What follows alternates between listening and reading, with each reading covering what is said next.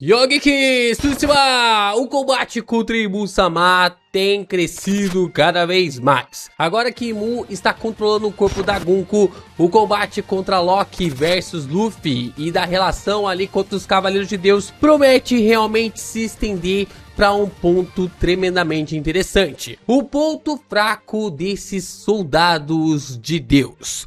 Mas, de fatos, nós temos na trama de One Piece sobre a apresentação do emissário do amor e como, através ali de Egghead e também de Elbaf, o poder do amor vem sendo evidenciado cada vez mais na trama. Isso pode nos apresentar a maior habilidade, o poder mais forte, a coisa mais forte do mundo, como foi noticiado no título do capítulo 1174. Esses detalhes, esses pontos, nós vamos comentar depois da vinheta.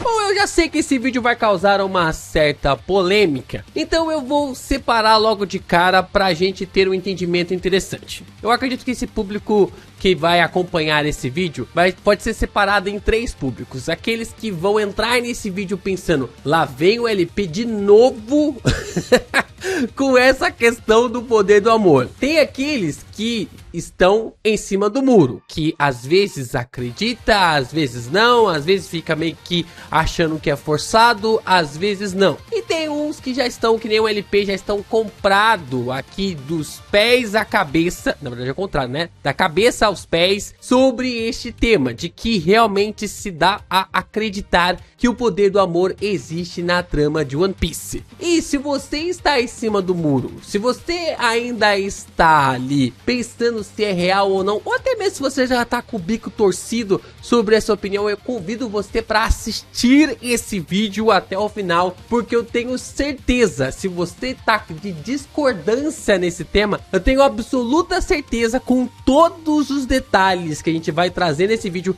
que você vai ficar convencido sobre este tema. Pra gente falar então sobre o poder do amor, a primeira coisa que a gente precisa entender é sobre o contexto que o One Piece foi criado. O One Piece foi gerado através ali de vários one-shots que foram recusados. Se você conhece a história do Oda para se tornar um mangaka, você sabe muito bem que ele tentou publicar várias vezes, mas o Torishima, ele recusou várias vezes o Oda para se tornar um mangaka. Inclusive, o primeiro, ou um dos primeiros one-shots que o Oda criou para realmente gerar o One Piece, se chamava o que? Romance Down, né?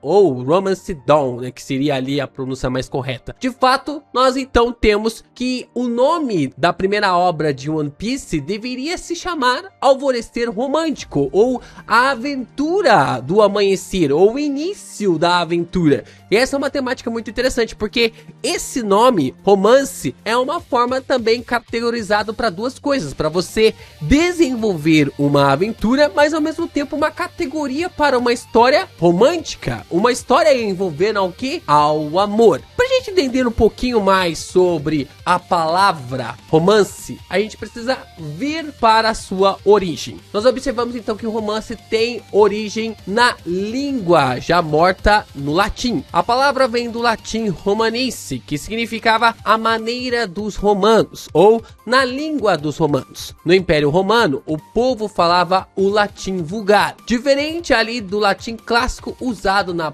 escrita formal. Quando alguém dizia que algo estava escrito romanice, queria dizer que estava na língua comum do povo, ou seja, as histórias populares, os contos populares. Por isso que romance também pode se conectar aqui com aventuras, mas também com essa questão simbolizada aqui, a categoria romântica, como nos tempos atuais. Então nós temos o significado moderno. Hoje romance pode significar um gênero literário, né, uma narrativa longa em prosa. Nós também temos uma história de amor ou até mesmo um relacionamento amoroso. E como nós sabemos, o Oda sempre cria ambiguidade na sua história, na sua ideia. E aí, qual é o primeiro volume? Qual é o nome do primeiro volume de One Piece? Romance Dawn. A gente tem One Piece Romance Dawn, que é definitivamente aqui o nome do primeiro volume, iniciando a aventura de Monkey D. Luffy. Então, ao mesmo tempo que nós estamos acompanhando um romance que é uma aventura, nós também estamos acompanhando uma história romântica, um contexto romântico. E é através disso que o poder do amor vem se destrinchando durante toda a saga de One Piece. E nós vamos falar dos pontos mais importantes através desse poder.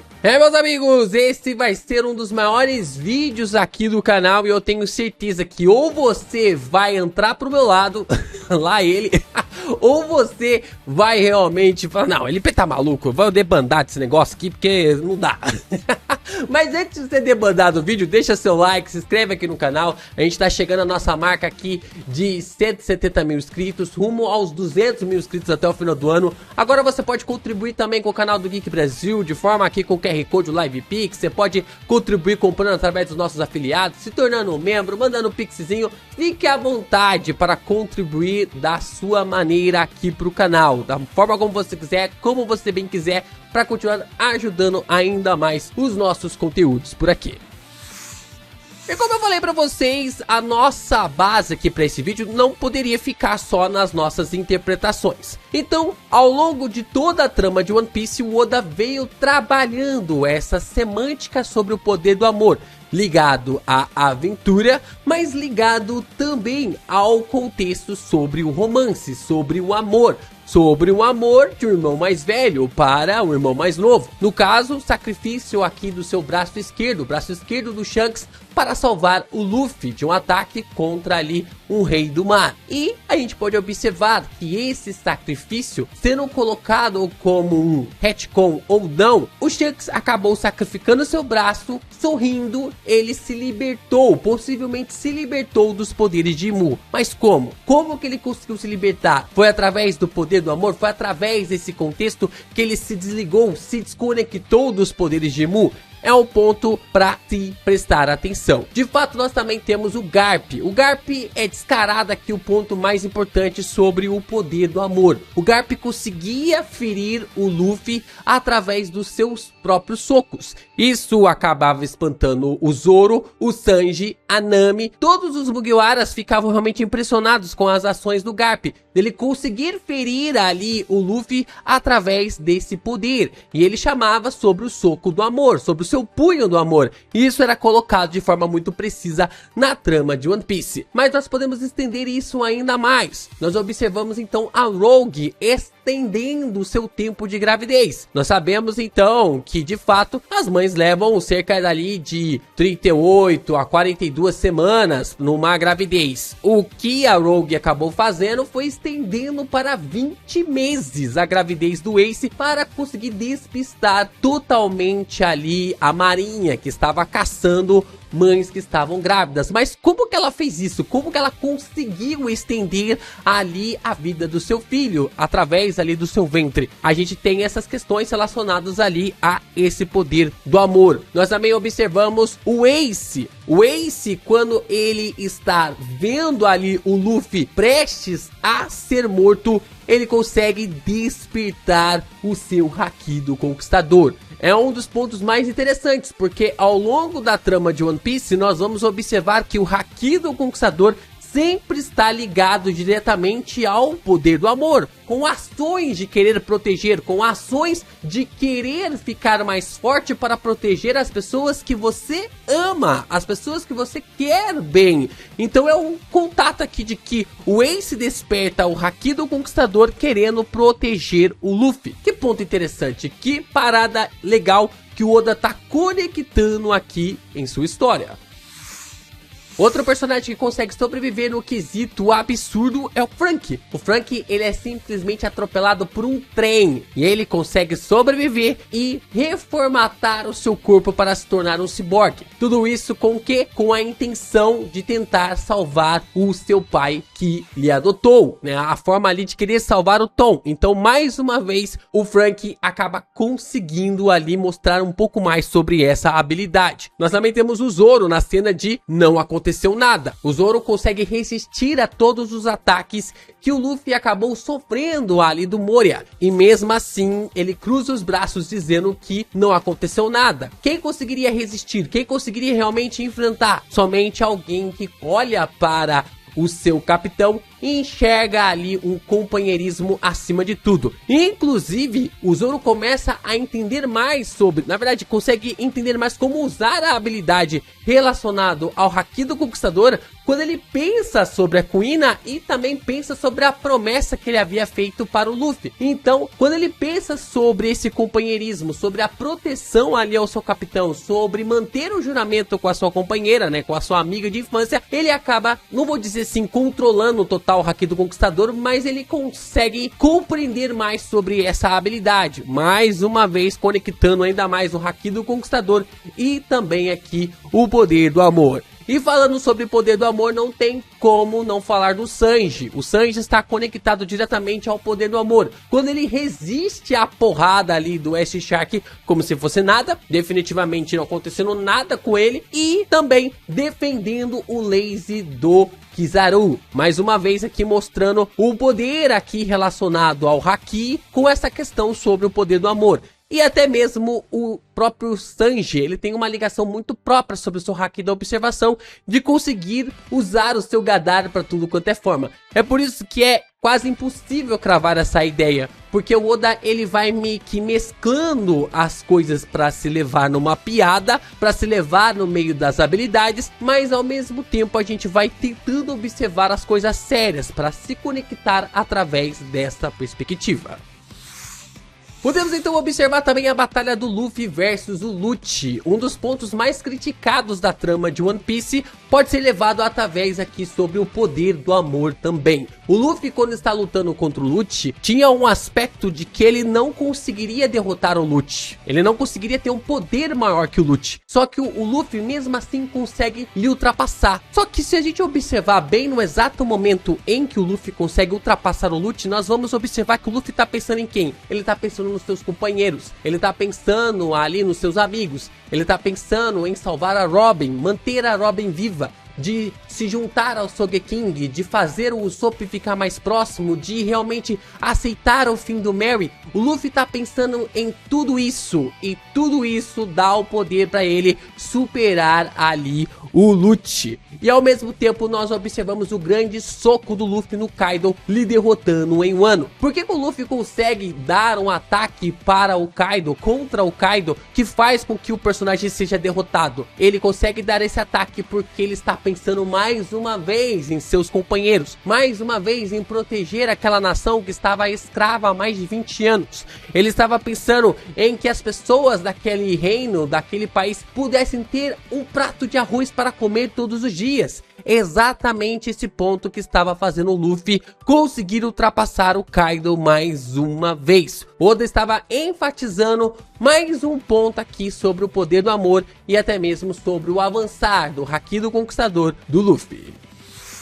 Então nós temos um momento mais escancarado do poder do amor, que eu acho que não tem como contornar, não tem como voltar atrás, que é o Kuma lobotomizado. O Kuma ele passa por esse processo, né, de cibernetização. Ele passa pelo processo de se sair da forma humana e se tornar um ciborgue. Ele vira um ciborgue ao comando ali do governo mundial e de fato, o Kuma não tinha mais nenhum controle sobre o seu corpo. Não tinha mais memórias, não sabia mais quem era, não sabia mais sobre o seu passado, não deveria nem ter mais contato com a Bonnie. Mas mesmo assim, ao sentir de alguma forma que a Bonnie estava entrando num círculo de perigo, o corpo do Kuma se move sozinho. Ele se move, ele atravessa o mundo inteiro em busca para proteger a sua própria filha. E quando ele chega ali para proteger o ataque do Saturno perante ali a Bonnie, perante ali a sua filha, a única reação que o Vegapunk consegue ter é que o corpo do Kuma estava mexendo sozinho, estava se mexendo por causa do poder do amor. O Kuma estava falando,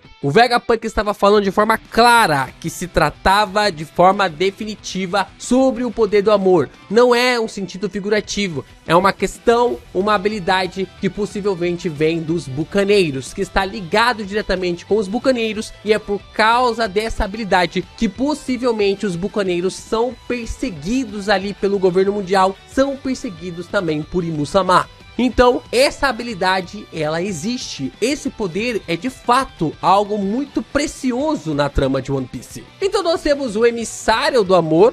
Nós temos ali o Sanji, fazendo um paralelo direto com o Gaban e vice-versa. Nós, então, temos o emissário do amor, ligado de forma aqui precisa com esse tema na trama. E, ao longo de Elbaf, nós observamos os piratas Roger também falando que haviam conseguido causar grandes danos nos Cavaleiros de Deus, mas ainda não conseguindo os matar. E a gente pode observar que toda vez que os Cavaleiros de Deus estavam atacando os piratas Roger, era para recuperar o Shanks. E olha só que interessante, e eles lutavam contra os Cavaleiros de Deus, causavam grandes danos, e tudo isso para proteger o Shanks. Então, a gente consegue ver aqui que os danos eram causados, eram ferimentos realmente assim, marcantes, absurdos, não matavam, mas mesmo assim era tudo na questão de amar o Shanks, de proteger, de querer a proteção do Shanks. Nós também observamos as mães, isso aqui chega no mesmo patamar ali que o Kuma consegue fazer. As mães conseguem ficar acordadas perante o Haki do Conquistador de Imu-sama. Vocês têm noção do que é isso, gente? Vocês têm noção do que mães, guerreiros, nós temos guerreiros, tá? Temos guerreiros de um lado que lutaram batalhas, lutaram guerras, fizeram invasões, participaram de combates junto do Dory e do Brogy, desmaiando pelos poderes de Imu-sama. E as mães não desmaiaram. Inclusive, a mãe do Bent, que apareceu no capítulo passado, diz: eu não vou ser derrubada assim não, eu com certeza vou salvar todas vocês, esperem por mim. Mais uma vez aqui o Oda enfatizando sobre essa questão do poder do amor. Fora que no flashback ainda do Shebek, nós observamos todos os piratas sendo feitos ali de farrapos ali pela Shaki.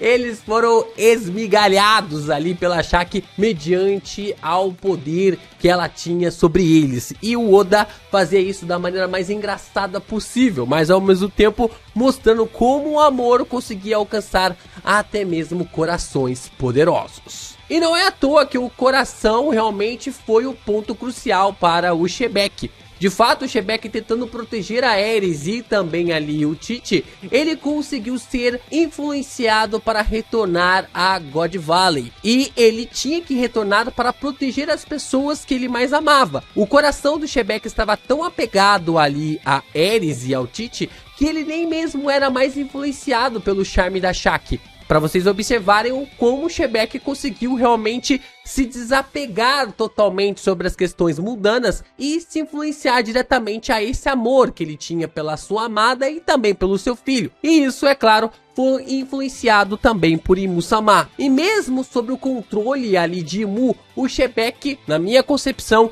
conseguiu quebrar por um certo período de tempo o controle de Imu-sama sobre o seu corpo, para fazer com que tanto o Roger quanto também o Garp conseguissem acertar o seu corpo sem nenhuma resistência. Quando o Garp está falando diretamente com ele sobre a questão de entender os seus sentimentos de frustração. O Garp, por mais que fosse da marinha e ele fosse um pirata, os dois estavam entendendo aquele mesmo sentimento de frustração. E o Shebek, naquele momento, na minha visão, consegue quebrar ali essa ligação com Imu-sama e receber o ataque direto de Roger e também de Garp, sendo libertado dos poderes de Imu-sama posteriormente. Mas mais uma vez, o poder do amor fazendo aqui o seu trabalho. E do outro lado, nós também temos o Harold sendo mudado completamente. O Harold, ele é descrito, se eu não me engano, ele é o único personagem de One Piece descrito como um grande lixo. Ele era descrito como um grande lixo e mesmo assim Ida conseguiu lhe mudar. Fez dele sair ali de um pirata classificado como um lixo, como um gigante chamado de lixo, para se tornar o maior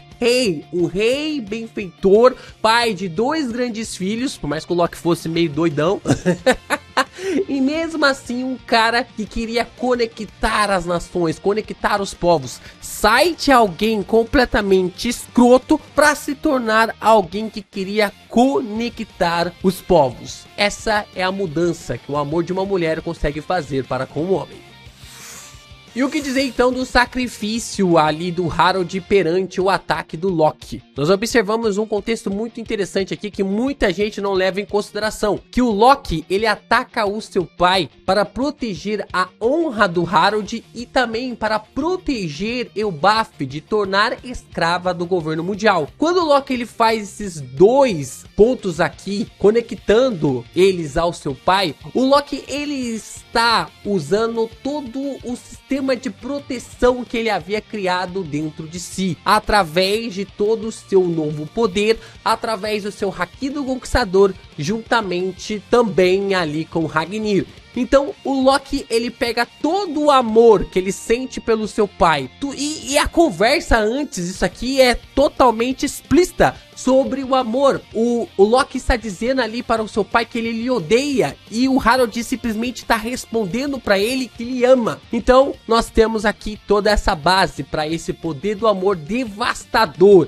acabar ali com o Harold e destruir um Cavaleiro de Deus depois de quase 800 anos. Provavelmente depois de quase 800 anos sem um Cavaleiro de Deus falecer ali pelos poderes de uma outra pessoa, sem ser Joy Boy. E aí nós temos então um plot twist muito interessante no capítulo passado, que é o que? Nós então temos o título colocado para nós como a coisa mais forte do mundo. Esse título ele foi colocado como uma ambiguidade. De fato aqui com os kanjis, parecia que estava sendo relacionado tanto ao Loki quanto também ao Luffy, sobre os poderes da combinação desses dois personagens. Mas, quando nós obtivemos ali a correção do título, porque esse título ele foi corrigido, como a gente já tinha comentado em alguns vídeos aqui do canal, ele foi colocado no contexto do hiragana. Então, o que se sabe da cultura japonesa através desse idioma é que as crianças japonesas não escrevem através do kanji. Se eu não estiver enganado, é a partir do 4º ano ou do 5º ano que as crianças começam a usar kanjis na escola. Então, no caso, o hiragana, ele é a base da alfabetização japonesa ali inicial. E as crianças aqui de Elbaf, cerca de 9 a 10 anos, elas simplesmente ainda não sabem escrever em kanji. Então, é como se as crianças aqui estivessem escrevendo o título do capítulo com uma referência completa sobre a coisa mais forte do mundo. E o que é essa coisa mais forte do mundo? A coisa mais forte do mundo é o amor. O poder do amor é a coisa mais forte do mundo na trama de One Piece e até mesmo no nosso mundo. Porque somente o amor consegue quebrar a indiferença, consegue quebrar o ódio que permeia o mundo. Então, de fato, o Oda está criando para nós um poder em cima do amor. E isso é nítido na trama. Você querendo ou não, isso está na obra desde o capítulo 1. Desde ali da sua essência como One Piece, a questão sobre o romance, o sacrifício ali do Shanks, o Luffy compreendendo mais sobre essa questão do sacrifício, sobre proteger os companheiros, sobre proteger as pessoas que você ama, saber que pirataria não é apenas uma grande aventura, ser um pirata não é apenas ser uma pessoa ali que você vai se aventurar, mas sim ter poder suficiente para proteger as pessoas que estão à sua volta. O Luffy está entendendo sobre o poder do amor. E existem dois versículos na Bíblia que marcam pra mim pra caramba essa questão sobre o poder. O primeiro versículo que tem é 1 João 4,18, que diz o seguinte: no amor não existe o medo. O perfeito amor lança fora o medo. Ora, o medo produz tormento. Logo, aquele que teme não é aperfeiçoado no amor. Em One Piece, o que é esse medo? Esse medo é Imu-sama. É por isso que o Loki conseguiu afetar Imu, porque o amor do Loki para com o Harold lançou fora os poderes de Imu. Da mesma forma como o Garp e também ali o Roger juntos lançaram fora o medo de Imu que estava no corpo do Shebeck. O Shebeck só não foi salvo porque ele não tinha o Harold ao seu lado, mas de fato isso o amor lança fora todo medo. O segundo versículo para mim que é extremamente marcante é em 1 Coríntios 13:13. Assim permanecem agora três coisas: a fé, a esperança e o amor. E o maior entre eles, porém, é o amor. Mais uma ênfase aqui sobre a questão relacionada ao amor. Nós temos essa questão sobre o Shamrock, porque o Shamrock é o trevo de 3 folhas que São Patrício levou aos irlandeses para falar da Trindade. É claro que o Shamrock, ele já era o termo utilizado pelos irlandeses antigamente, os povos que vieram ali a tornar-se os irlandeses, em questão de ser o próprio trevo. Só que o que o São Patrício faz? Ele apresenta para nós sobre a questão sobre a Trindade, sobre a explicação mais ou menos ali sobre o que significa a Trindade. Mas ao mesmo tempo ele acaba apresentando para nós o conceito de fé, a esperança e o amor. Algo muito parecido com o que nós vemos aqui em Black Clover, o trevo de 3 folhas, a fé, a esperança e o amor. E nós observamos então o Paulo afirmando que o maior entre eles ainda é o amor. Entre a fé, a esperança, o maior entre eles é o amor. A característica mais básica para mim através desse vídeo, que eu entendo, que eu consigo compreender através de tudo isso, é que já não é mais uma brincadeira de Eiichiro Oda. Já não se trata mais de uma brincadeira, já não se trata mais de um paralelo fraco, mas sim de um poder real na trama de One Piece. Principalmente quando nós observamos tanto ali o Kuma, quanto também as mães em Elbaf, ou até mesmo todas as atitudes de mães na trama de One Piece, pelo simples ponto de que o amor de uma mãe é o amor mais importante, é o amor mais significante em todo o mundo. Então, o poder do amor para mim em One Piece é muito real. A pergunta já não é mais se ele existe ou não, mas sim no que ele será usado e como ele será usado. Qual é esse conceito? Qual é esse entendimento? Qual é esse aprimoramento que isso vai realmente fortalecer? O que vocês acham? Qual que vai ser o ponto que Eiichiro Oda vai usar todas essas características apresentadas na trama? Eu sei que você que tava olhando torto, com o nariz torto aqui nessa teoria, eu acho que depois desse vídeo você está começando a dar o braço a torcer. E você que já estava aqui do meu lado, já estava realmente abraçado com essa teoria, o que você acha? Vai ser utilizado no Haki do Conquistador? Vai ser um novo tipo de poder, uma nova habilidade? Vai ser algo que vai explicar ali mais sobre os bucaneiros? Deixa aqui nos comentários. Esse domingão sem capítulo de One Piece é um prato cheio pra gente teorizar ainda.